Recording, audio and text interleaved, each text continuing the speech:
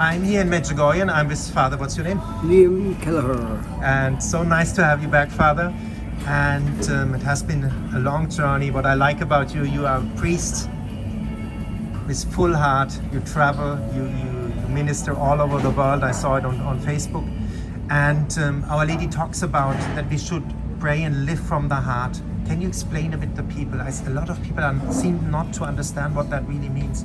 I think our preacher at Mass yesterday said quite a lot about that. It was excellent, but I have my own take on it because he was saying that we could have beautiful gardens, we could have beautiful friends, we could have beautiful occupations, and if we haven't empathy with people that come from the heart, we've nothing. And that's kind of huge because if he said we've only some things, he said be at peace in your heart, and then you'll be able to influence so many people in life, and it comes naturally. You know, it's a gift, and it's a gift from Our Lady, and it's, I suppose, magnified and multiplied many times here in Medjugorje with all the kind of, I suppose, things that happen. You know, we just spoke to a lady who lost her son tragically a couple of years ago. We just happened to come in. I hadn't met her before. You interviewed her, and she went off happy. Gave her a blessing with the oil of Saint Charbel, and told her, gave him this little card that, Show me, that I give to everybody at confession, and then I tell them go down to the little shop down the alleyway next to the mini market and buy a little book of Saint Charbel, and then his prayer at the back. So the last time you interviewed me, I spoke a lot about Saint Charbel, but we may be able to come back to him. But before we continue, I just want to offer my sincere sympathy to you personally for the loss of your brother, because I know that he was very near and dear to you, and he left this life pretty suddenly, and it's not an easy thing for anybody. We all experience that, so it's only right that I would offer you my sympathy and prayers on your loss, which I know you felt very badly. That's true, you know, not trust experience like this in the depth, but there are so many people out there who have these losses. What, as a priest, you give them as an advice? I mean, you see tragically a woman who the son did suicide. What do you tell them as a priest? I know.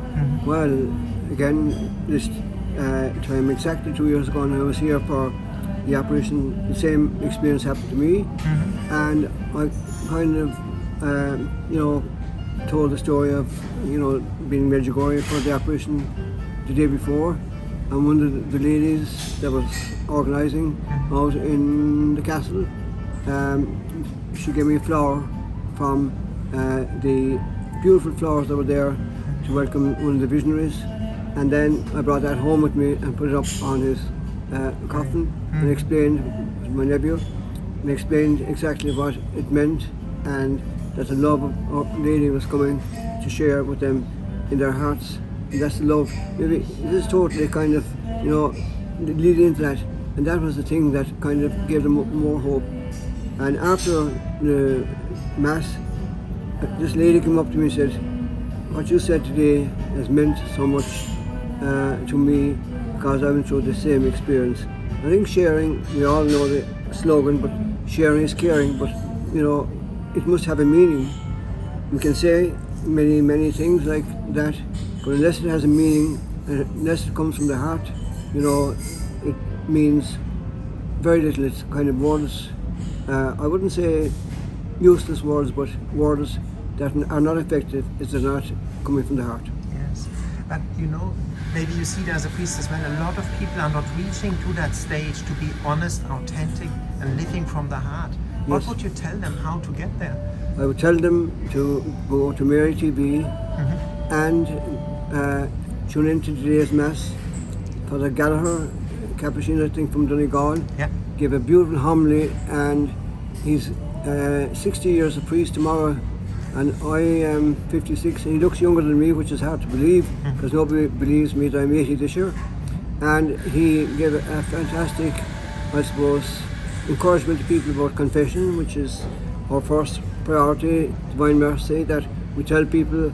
And the first thing I did last week when I came on a Wednesday, we went to confession that Wednesday night, Thursday, and I met a lovely Dominican priest from Ireland as well, who is in Newbridge in County Kelleher, and he was, we both spent most of our time until he went home yesterday or the day before, hearing confession, maybe 2 or 3 hours, and we kind of, without knowing it, we developed a kind of a mutual respect for each other, and he appreciated what I was doing, and I appreciated what he was doing.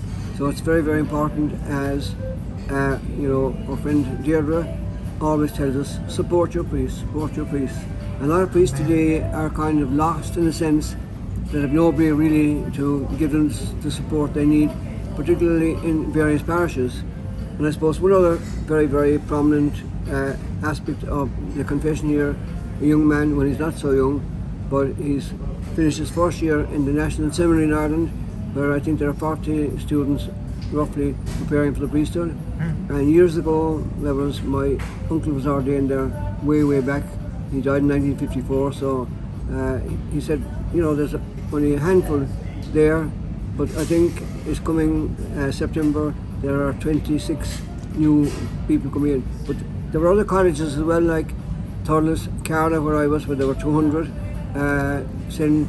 Clonliffe College in Dublin, the All Hallows, St. Peter's in Wexford, St. Kieran's Kilkenny. They were all secular, for the secular diocese or secular priests for Ireland, and a lot of the colleges like Carlow and All Hallows and that, they send their priests all over the world. So it was encouraging that he could tell me that he was studying for the priesthood. And I asked him, did he know all this stuff? Of course he did. And there was one particular guy there from Whitechurch where I ministered who was notified with me, and he's here to ordination. So I think he was kind of thrilled with that. And I suppose that's a very, very positive story.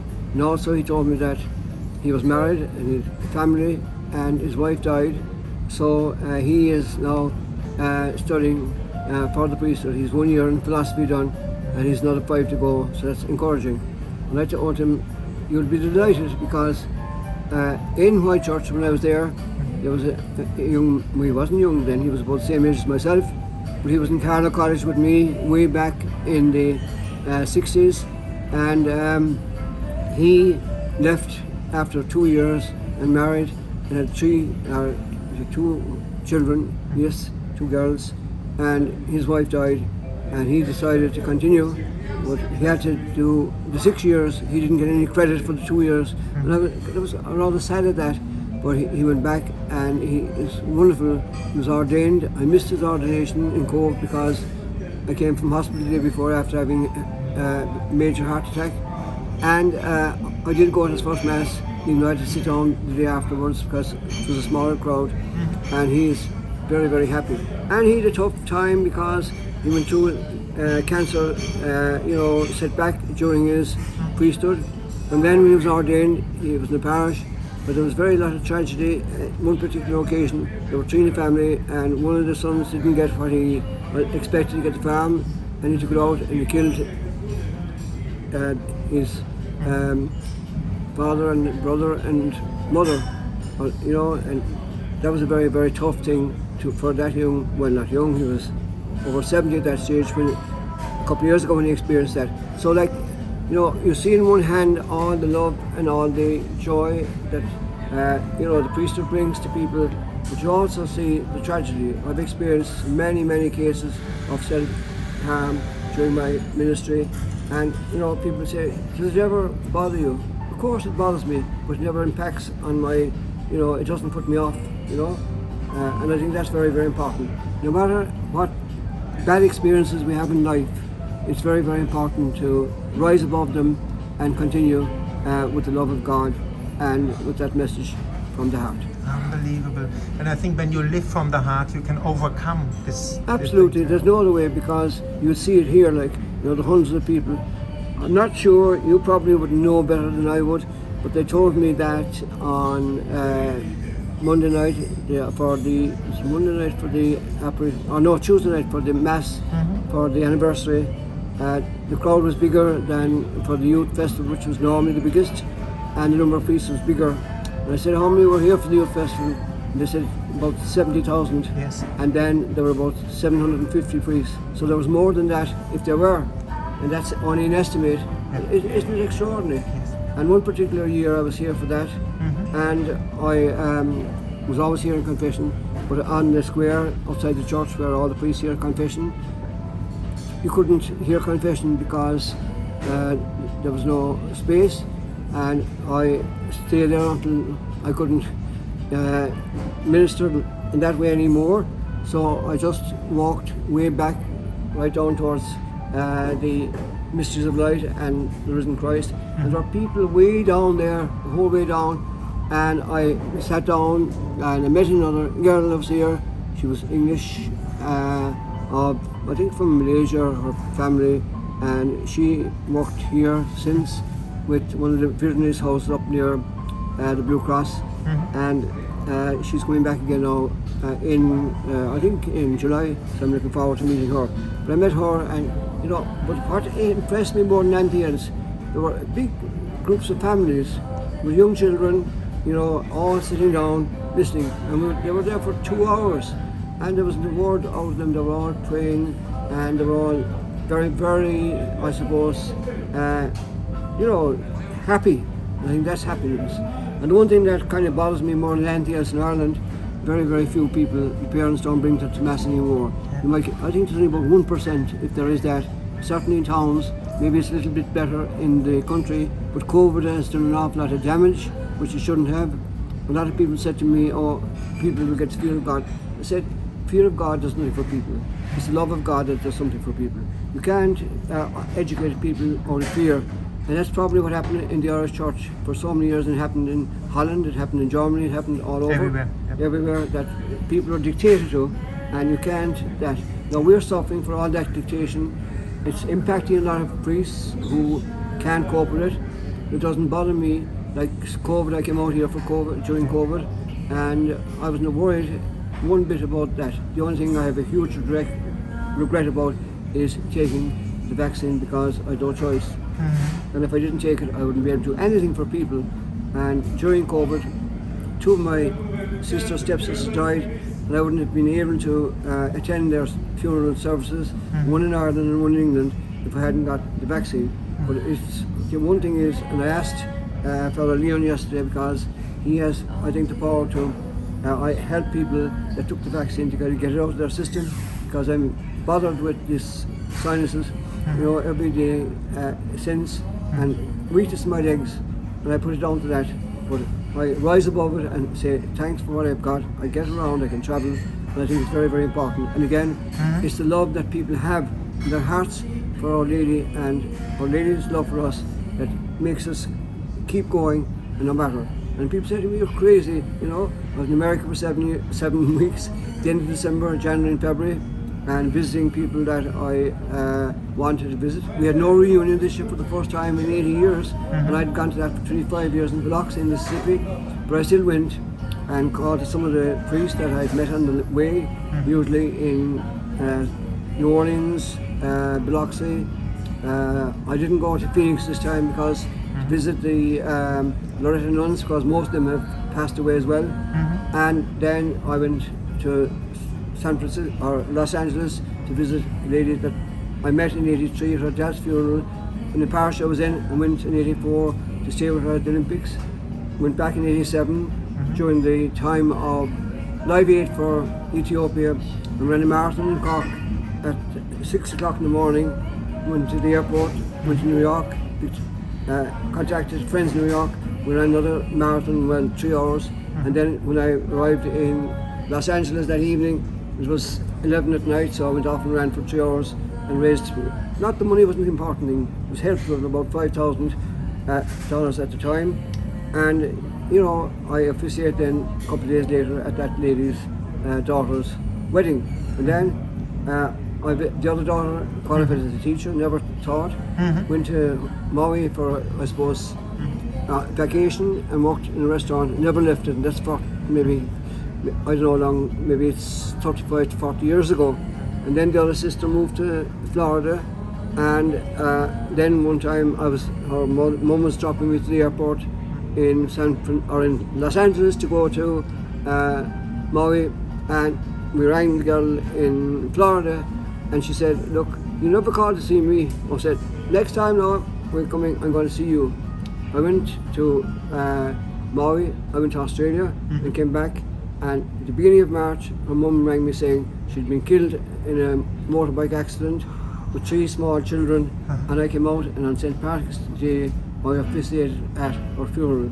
You know, that was sad, but I still visit the mother in Los Angeles. I visited her here, there in January before I went to Maui, and then I brought her here. She came here last year, and she's been here a number of times, herself and her sister. So that kind of gives her calmness. She had a very serious illness, just after I left, I knew she wasn't feeling the best, and I went to Maui then for 4 weeks, and I couldn't stay with her daughter that I usually did because she had only a tiny apartment because her house was burned, and all of my friends' homes were burned in Lahaina, and I wasn't going to go, but said we need you this year more than ever before, and I didn't meet all my friends because they'd scattered, but one lady that was very, very Christian, very, very religious, and she's a professor for Native American Indian culture, and she bought or rented a house on the other side of the island, and she said, you can come and stay with me for as long as you like. We prayed every night, and I stayed there for 4 weeks, and we went out to look for a new house, but we couldn't. They were so badly, and I said, why don't you get a new house? I said, you have the money, and this woman is 77 years of age, and she had a beautiful house in Lahaina. Her husband carved it out of, it's like the imitation of the Ark, and the whole thing was burned in the fire as well. It was very near the church, but the only part, apart from a few isolated areas, kind of a fire that jumped and jumped, the whole town was burned except the church, and that's still standing. But there's nobody around, so it's closed, you know, for the moment. But that woman then, I went off one day with her, and we saw this lovely house, and we said, you should buy that. And she did. Following day she went inside and paid down the deposit for 1.3 million, which was the cost of the house. And then she contacted me a few days ago and saying, it's finished, I'm moving in. And then when I was there, I'm going to San Francisco to officiate at the wedding at the end of September after living here. I said, I will fly you over to Maui to bless my house. You know, that's something. So all these things they're come from people with heart. I could imagine 77 years of age, a cancer survivor, doing all this, and now she's in Europe at the moment, visiting cathedrals, and she's a great, I suppose, devotion to our love for the cathedral shaft. And she's a lovely little icon of, I suppose, a glass icon that she lost everything in the fire, and she went back to, I suppose, to check in the rubble, was there anything there, and that was there, even though it was glass, totally unharmed. Wow. And that's to me, that shows that there's never give up hope, because there's always that. And again, that's the same thing as St. Charbel. Like a couple of times I was here the first time, after I found out about him, a lady came to me and said, rang me and said, oh, I am very, very sad because my 2 children were brought in yesterday, this is about 5 years ago, to see me for the last time. And I said, I will call the first thing the following morning. I will call the first thing the following morning. And I did, because I had a very busy day going to say prayers for a lady who had died and given me a present for my, I know the year for my Golden Jubilee, but I hadn't met her, and she died, so I went to pray. And I had 2 funeral removals in the previous parish I was in the same night. And I called and I took out that leaflet. I always had it in my pocket. I said, do you believe in miracles? How can I believe in miracles? She said, when the doctor told me I'm going to die. And again I said, you must believe. And I took out that and I blessed her with the oil, and I gave her some to keep.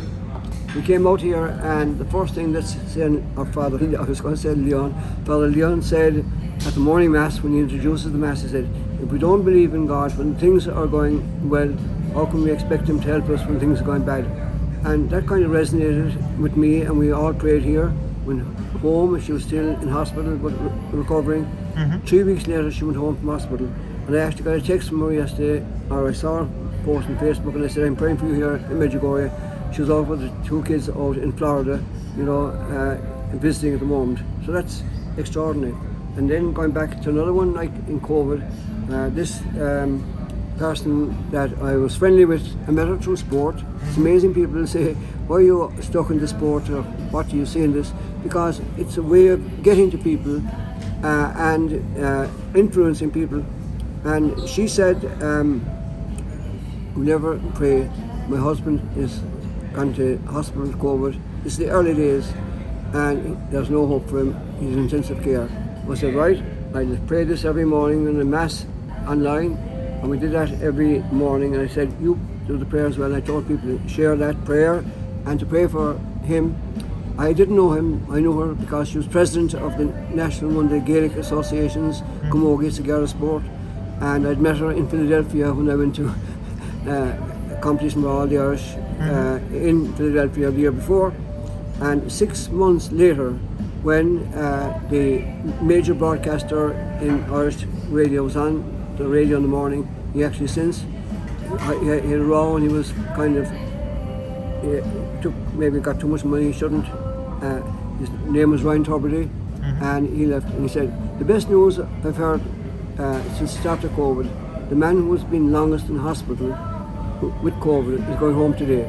And that kind of, that brings in the kind of the, not to give up hope, and miracles do happen, but not the way we think we want them. I would be very, very careful in things like that, because I would hate to give people false hope, and if you give people false hope, they say, oh, this religion, it's not working for me.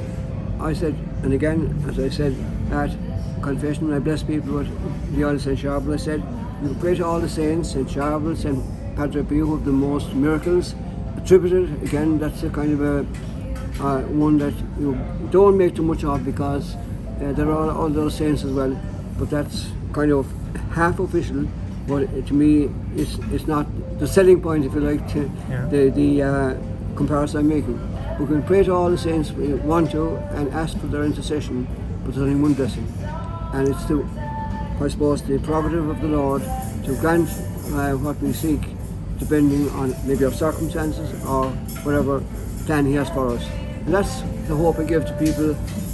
Some people would say, oh, I have a lovely family, and I have 8 children, and 7 of them are kind of gone from the church, and one child, or one probably lady, grown up, she's the best of all. She never misses mass, she never misses anything, praise and praise, and she was taken away with illness.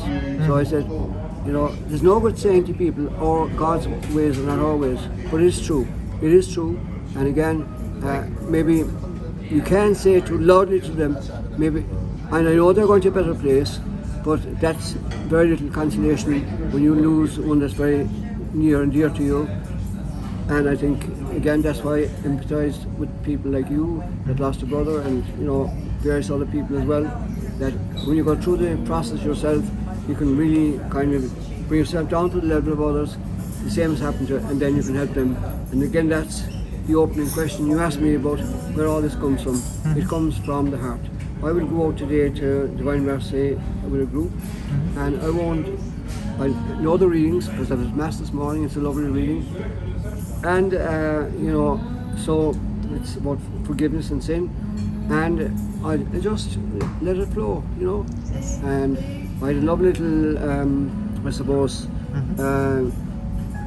reflection on, I don't think I ever read anything about it. It's about a train, and we're all on a train of life, and sometimes we don't know where we're going to end up, and sometimes people near and dear to us leave that train and then they step down, and we must live with, and love is a big theme on that.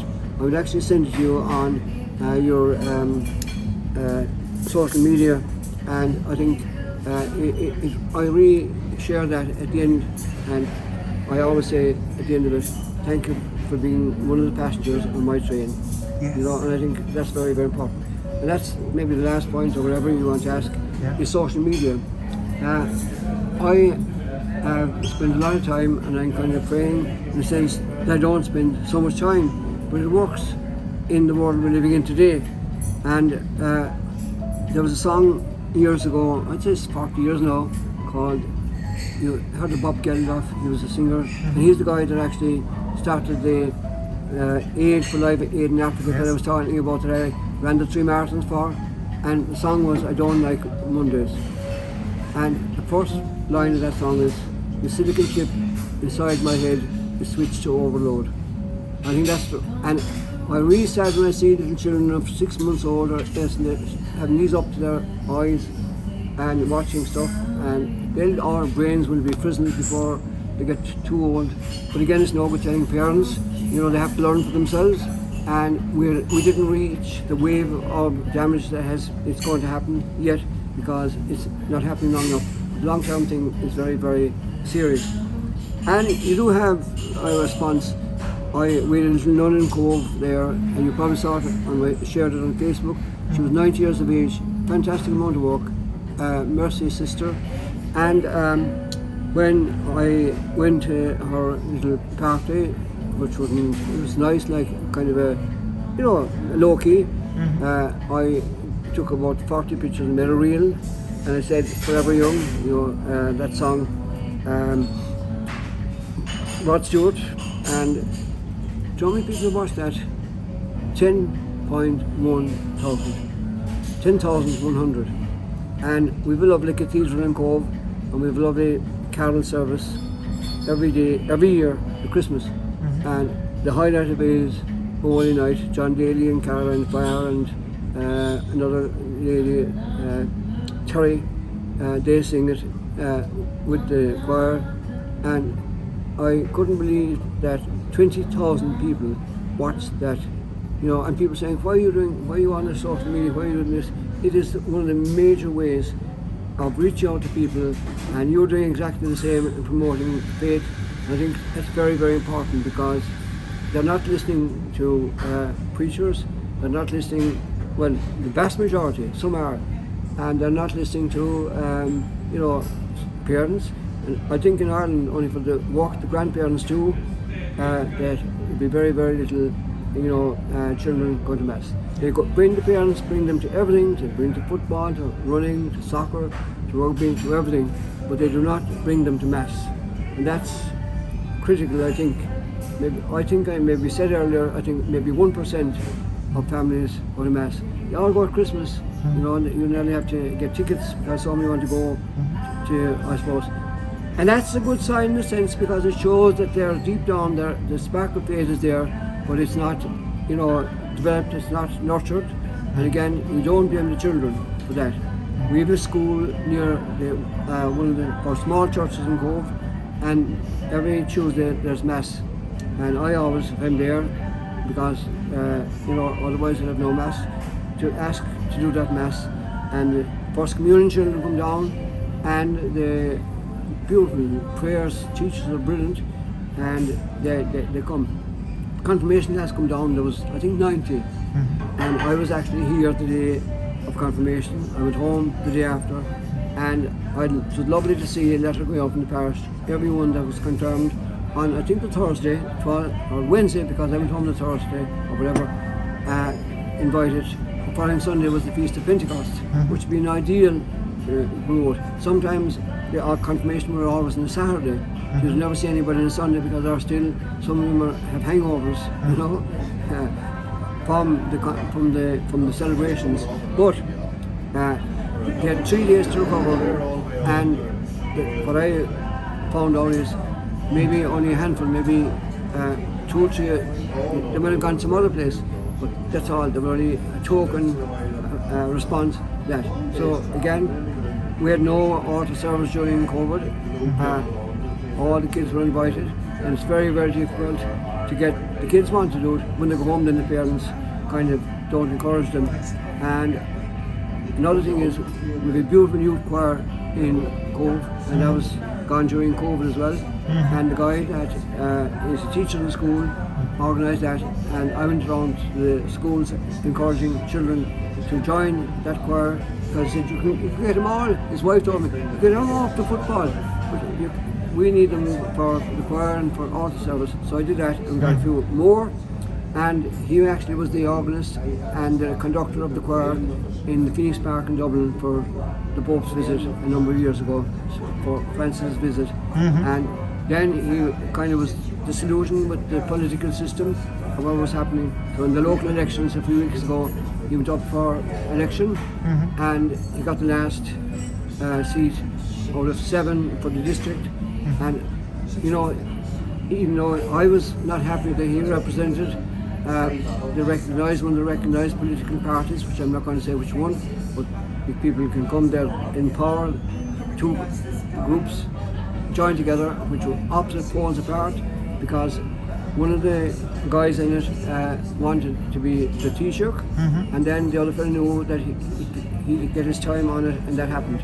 So that particular thing, but I wouldn't I was delighted to see him, but like they pour hundreds and millions into the election campaigns, and yet they are the people that have ruined the church in Ireland, because I think I have issues with all these referendum. The divorce one, you know, it doesn't impact that much in a lot of people, because people are going to separate anyway.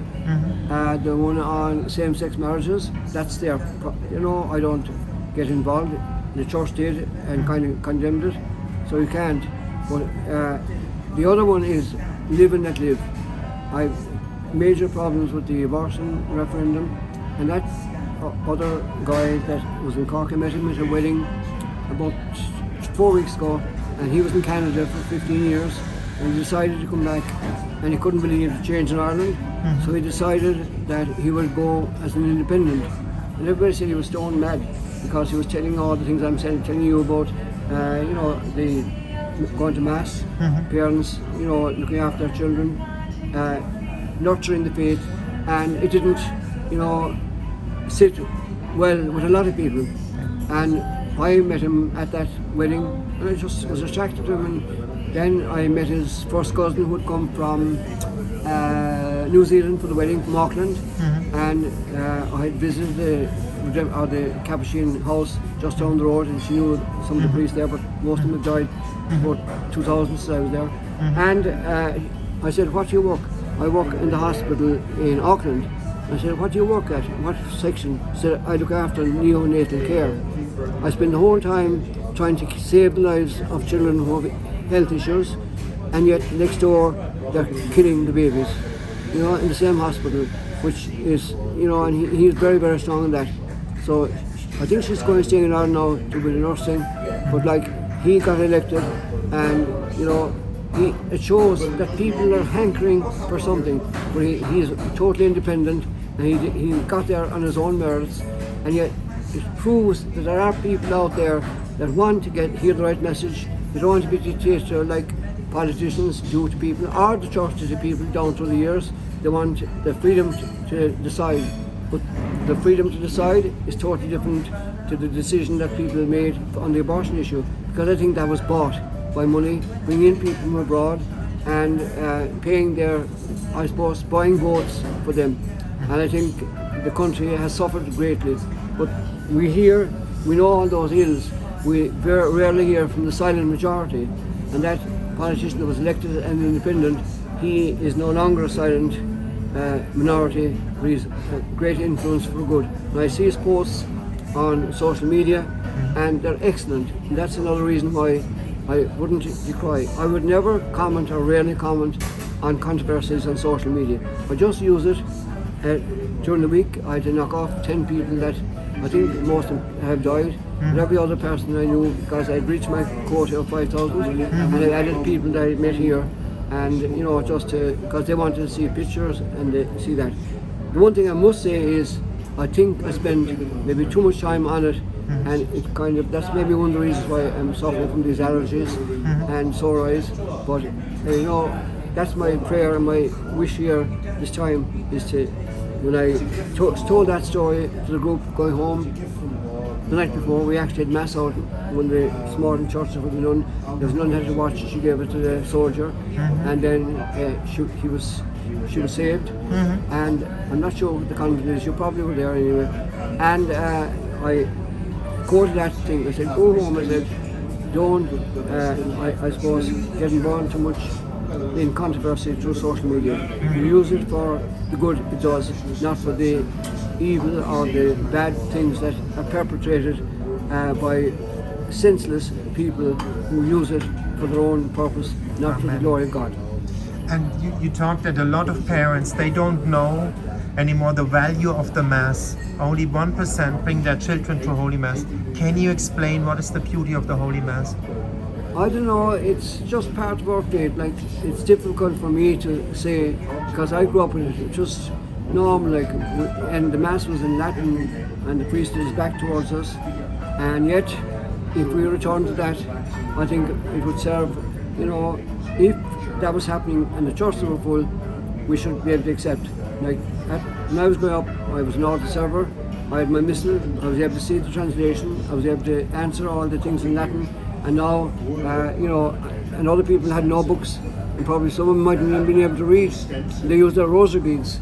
But this time, before I came in June last year, I went to Virginia in America to the ordination of a young man that I baptized 33 years ago, and he was kind of, I wouldn't say lost, but pondering what he was going to do, and he met two more guys and they're traveling Italy, and they decided to join the priesthood, and nobody would take them, you know, because, and then this St. Pius X, you know, group took them on, and they went to the seminary where there are 90 students studying for the priesthood in Virginia, way out the beautiful spot with about 2,000 or 3,000 acres of land, totally self-sufficient, a beautiful church, a beautiful, you know, accommodation.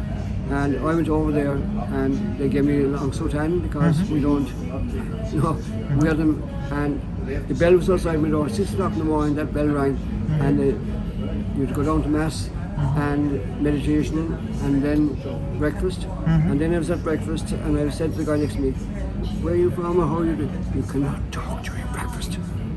You can't talk during breakfast. And I said that was exactly what we experienced in the seminary more than 50 years ago, and then kind of at dawn. The one thing I had a problem was that with the backs of the people, I said, is that right in the day we're living in? And the young man said when he was ordained and all his family went, he said, well, is it right to turn your back on Jesus, the tabernacle behind you?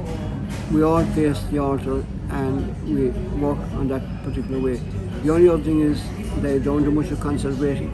But there was a guy I met there, I would suss all these things out, and I asked him where he was ministering. He said he was in Kansas, and he said he was from, I think, New Zealand, but his vocation had kind of gone, his priesthood, and he met this group and he went to America, and he's ministering now in Kansas, and they have 1,200 families in the parish. They have 12 priests, 12 nuns, they have a kindergarten, a primary school, high school, the university, all paid for, and they go by the strict rules of the Catholic Church. No doing marriages of people living together. They give them a cooling off period. They can stay apart for 6 months. They have no problem with that because, you know, when they point out that if people want to that, they cannot cope with the number of people that want to join. That young man came back to Ireland and he wouldn't be allowed to say Mass in his own church where he grew up because there's a kind of a, not a ban, but a kind of a perception that it's not being allowed. Pope Benedict did allow it. I think you probably know that within reason. Like, he might be a conservative, but at least he understood people's feelings. Now, I'm not too sure, and I have great time for Pope Francis. Even though night of confession, a woman told me from America, which was very disturbing, and a lot of people, it's happening a fair bit in America as well, that Pope Francis is a heretic. You know, and that didn't sit well with me. But at that stage, that's not right to say. I know. I had given an absolution of that. I hadn't the power to take it back, but you know, that was the most upsetting thing I heard during that evening at confessions. So there's so many variables in that. But I think that it wasn't that the bishop was against that young man, because he's my bishop and he's very open and very understanding. When I retired, he let me stay in my house, and I'm only had a half an hour to go and the buses are train to Cork every half hour. I'm near the airport, so I can come and go. And I don't want to kind of put that in jeopardy in any way, because I'm happy with travelling, doing what I'm doing. But the whole thing about, I suppose, accommodating people, you know, that in their needs.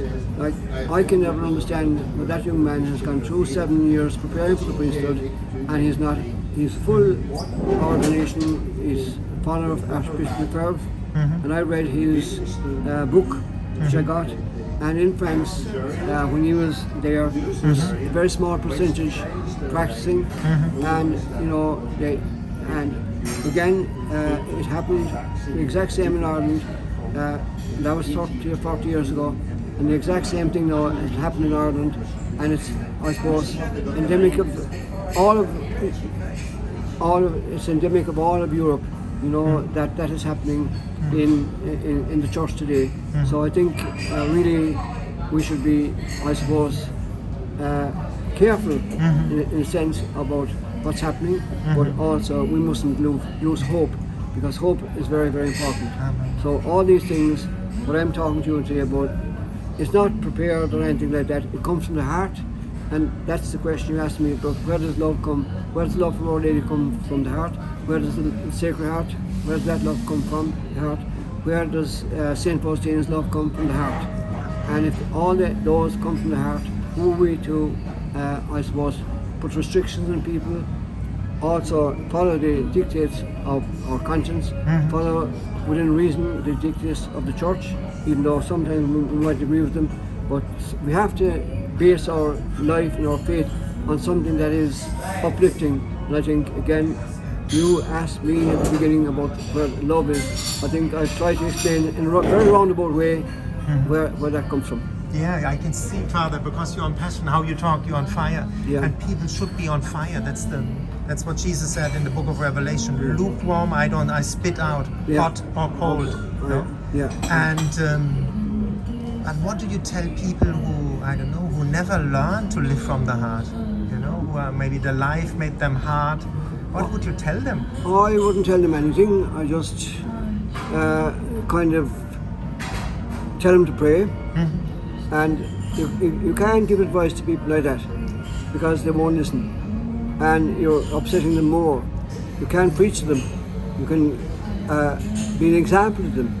You know, and I said, when I travel and with my heart and my arthritis, and I have to show this card everywhere airport I go through, it doesn't bother me. They said, you shouldn't be doing it. I said, no, I'm happy doing it, and no matter, I'm not happy when I'm at home doing nothing in my house.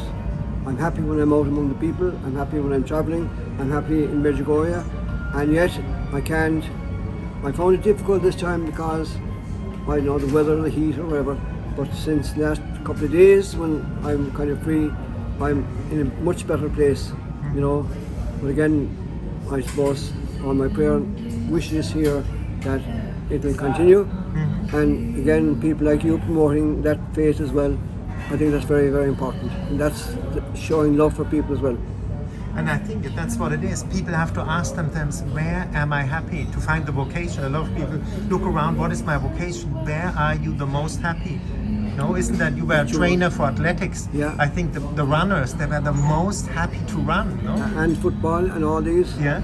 And next 18th July now I'm going to the 50th anniversary of the Gaelic for Girls. That was started 50 years ago, and I'm invited because I was a national officer.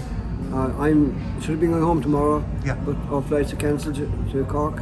I would have been in Dublin for the national track and field championships in Dublin on Saturday and Sunday. But it doesn't worry me. I can watch them online if I have time, and I probably won't have time. But it's not the end of the world. Like, I can live without them now. Before I couldn't live without them, because when I grew up in the priesthood, you had your parish, things to do. You were being told do this, do that. You'd be back at a certain time. You can't go here, you can't go there. And yet, when I retired, I had that total freedom to do. Actually, doesn't mean that I didn't do it anyway. That I went to 9 Olympics and World Championships. I was National Press Officer for athletics, for football. Did a national magazine running for 20 years. and shared all that. And I kind of find it very hard to see how I was able to do all that and yet be fully active in the parish. And it can be done when you're younger, but like if I didn't do that, I wouldn't have lasted the pace at all. And I'm sorry in a sense that at least I think 15 of my classmates have passed away, and I lived to the full, and when your times come to, I suppose, leave this patch, this planet, so what? No worries. Yeah, and when you live from the heart, you're in peace and joy. You can leave this world. You have no regrets, no? Yeah, but there's no need, or there's no thing to mean that we're perfect in the sense. Don't get me wrong. We're all imperfect, and that's why sometimes by what I say and what I do, maybe sometimes annoy people.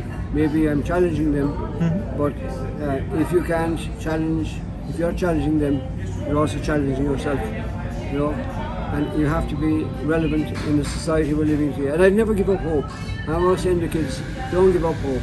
I don't get the opportunity to speak to parents, but maybe through this, if we share that, maybe some will listen. And then one of the priests yesterday said, I've often heard say, you get one person spreading the message, and like throwing a pebble into water, you see it spreading out. And that's the way we can't kind of give up hope at any stage. And I think we're living in a very difficult world with the wars in Gaza and the Middle East and Ukraine.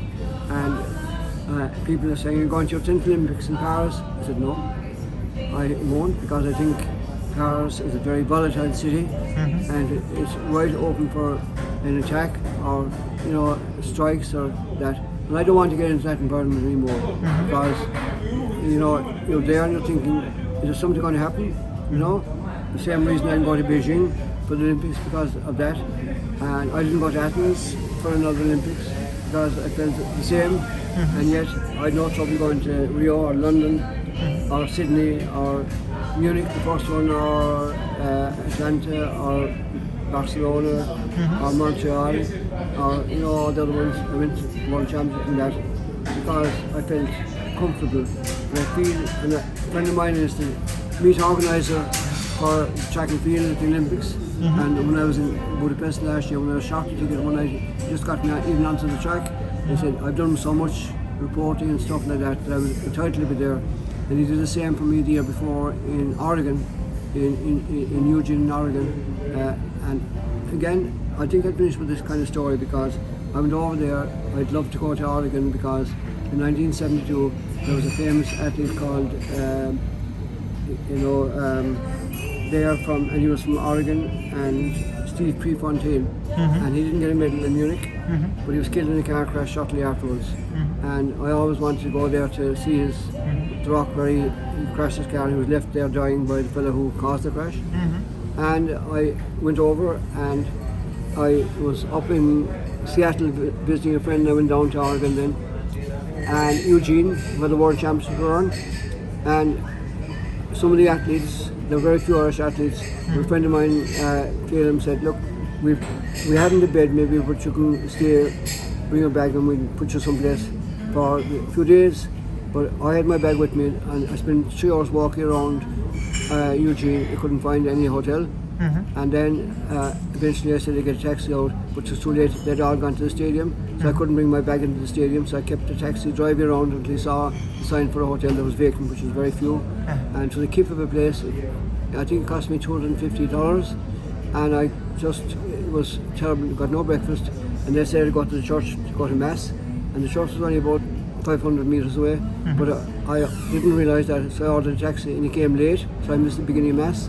So we were invited to breakfast afterwards, and I went to breakfast, and there was an Irish call for leading the British Open, Rory McIlroy, and I wanted the email, the Wi-Fi to see how he was getting on, and I spoke to this lady and she said, are you Irish? Yeah, I'm Irish, yeah. And I told her my story. I said I could do with somebody Irish. My best friend, she said, is Irish. And I said I could do with somebody like that now because, I need something. She said, I'll ring her. I said, there's 5 million people in Ireland. How do you think she's going to know me? And she rang her anyway and she said, oh, I know him. He's a famous runner, athlete.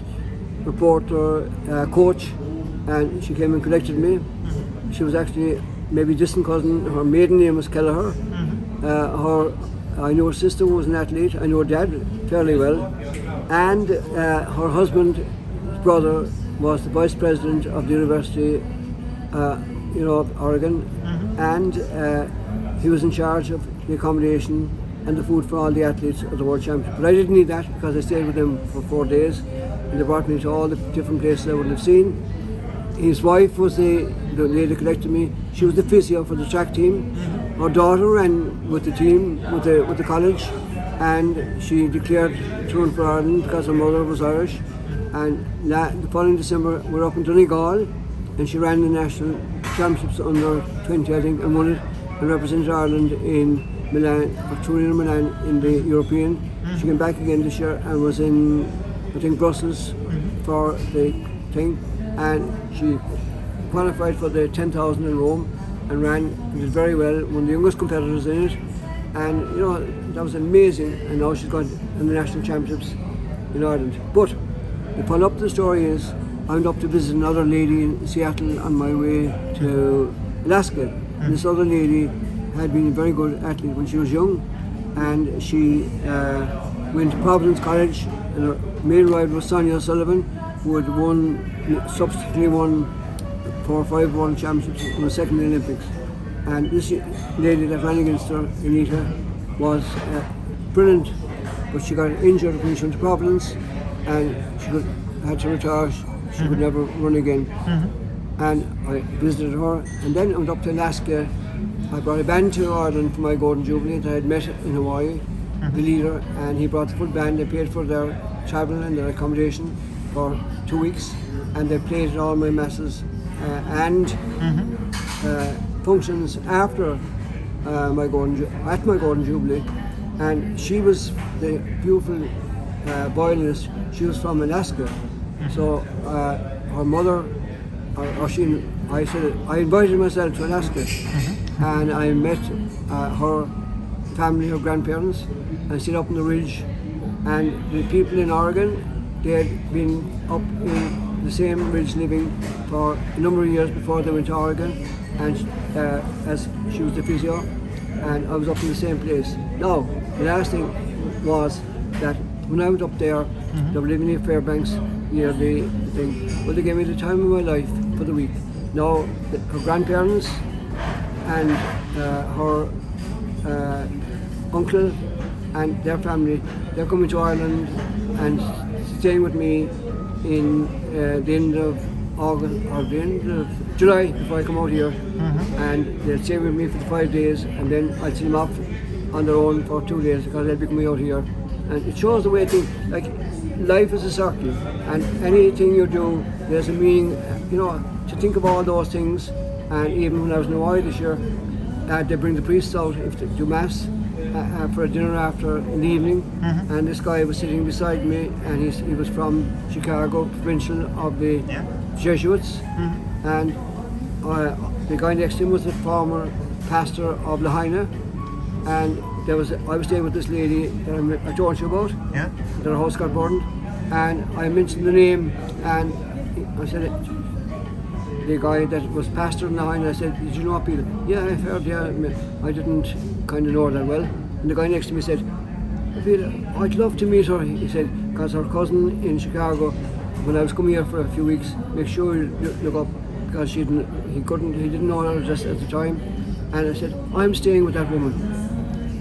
And as you said, the circles, no? And the last part of the circle was, another couple brought me home to where I was staying, it's only about 2 miles. I said, where did you come from? And we were living in Phoenix. Oh, I said, I just go there beyond this year to the Loretto nuns, and it transpired that she was educated by the Loretto nuns in Phoenix, and she knew all the nuns I knew. So that's life. It's kind of a continual circle of, like today, coming in here and meeting. I had the time today because, yes, we've lunch now at 1, and then we're going to Shemansey for the Divine Mercy. So it's all about the heart, and I think that's where we began, and maybe I've gone on too long, and that's where we'll finish for the moment, Yeah. but there's always another moment. Yeah. This is unbelievable. And when you live from the heart, can you confirm, like we had yesterday, I think in the scriptures, Jesus said, the one who does the will of the Father is my follower. Yeah. And how can you do that will? The starting point is living from the heart, no? You Yeah. also you dare to go. Yeah, you don't get it out of books. Yeah. You You know? have to start living it, no? Yeah, well, life's experiences of 56 years, you know, and the guy, look it up on, and anybody that finds this, look it up on Mary TV, of that Father Kelleher, that the homily he gave today was unbelievable. Like, he is coming from life's experience, Yeah. and like, you know, I learned from him. You learn from other people's experience, and then you put the good things to good use, and if there are things that maybe you don't like, but maybe are valid, but you can always keep them to yourself. Yeah. Wow, beautiful. What can I say, Father? Thank you for that beautiful I know- interview. I don't know how beautiful it is. I hope it is. It is, Father. Okay, thank you. Maybe Tom. you can give a blessing at the end for the people who are watching. Absolutely. Again, every night that I hear confession, sometimes for 3-4 hours, I just, even though the guy said today, don't be trying to delve me into much the family, all you want to hear is the person's sins, not their life history. But again, I kind of disagree slightly with that, because if you find out and show an interest in their family, it's like peeling an onion, and you get to know their family, how they're doing, mass, sacraments, I suppose, hardships, setbacks, and then they'll come up with something that they maybe didn't intend to confess. And I think that's, you know, that's the key, you know. And then I would take out this card, and I said they hear St. Charbel. Most of them, a lot of them didn't. So I give them a blessing with the oil and send them down then to the shop to get the book. It's only €3. And I tell them that there's a lady in that book that when I visit it, and every month before Mass, the day before, she reads here, and then it goes back, and that Mass on every month. And when I was there was 10,000 people up on the High up on top of the mountain at that Mass. And I didn't set out to meet her because, you know, people, and by pure chance I met the prior of the monastery, and he brought me into a room where she was, and there were a number of people gathered, and I got a beautiful picture. I must send you that sometime. And that was it. And then I give them a blessing of St. Charbel, and they read it because we've heard about the miracles I spoke about through St. Charbel, and then I give them the blessing. So I begin the blessing by saying, we ask the Father, the Son, and I give you this blessing, we ask the Father, the Son, and the Holy Spirit to enfold you in their loving arms and give you a sense of peace and direction in life and joy. We ask Our Lady of Lourdes, Our Lady of Knock, and I emphasise that Knock is a shrine in Ireland, Our Lady of Fatima, Our Lady of Medjugorje, to enfold all of you in your loving arms and give you that sense of direction and peace maybe the world cannot give. And we ask the saints of the church, especially St. Charbel, the saint of the Lebanon, and also St. Padre Pio, to intercede for you and for your prayers before the Lord. But no matter what saint we ask to intercede for us, there's only one blessing, that's God's blessing. So may Almighty God bless you and your family, Father, Son, and Holy Spirit. Amen. Amen. Thank you, Father.